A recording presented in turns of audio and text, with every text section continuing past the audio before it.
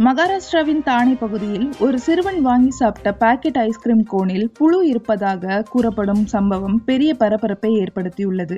சிறுவன் வழக்கம் போல ஐஸ்கிரீம் சாப்பிட்டுக் கொண்டிருந்த போது அதன் உள்ளே புழு போன்ற ஒன்று இருப்பதை கவனித்து அதிர்ச்சி அடைந்திருக்கிறான். உடனே வீட்டில் இருந்தவர்களிடம் இதை சொல்லி அதன் பிறகு அந்த ஐஸ்கிரீமின் புகைப்படங்களும் வீடியோக்களும் சமூக வலைதளங்களில் பரவ தொடங்கியுள்ளன. இது குறித்து சிறுவனின் உறவினர்கள் இப்படி உணவுப் பொருட்களுள் புழு இருப்பது தரக்கட்டுப்பாட்டில் பெரிய அலட்சியம் இருப்பதை காட்டுகிறது என்று குற்றம் சாட்டியுள்ளார்கள். குறிப்பாக குழந்தைகள் சாப்பிடும் பொருட்களில் இத்தகைய சம்பவங்கள் நடந்தால் அது உடல் நலத்திற்கு ஆபத்தாக இருக்கலாம் என்று கவலையுடன் தெரிவித்திருக்காங்க. இந்த விவகாரம் தொடர்பாக சம்பந்தப்பட்ட நிறுவனம் மற்றும் விற்பனையாளர்கள் மீது உரிய விசாரணை நடத்தி நடவடிக்கைகள் எடுக்க வேண்டும் என்று கோரிக்கை வைத்துள்ளனர்.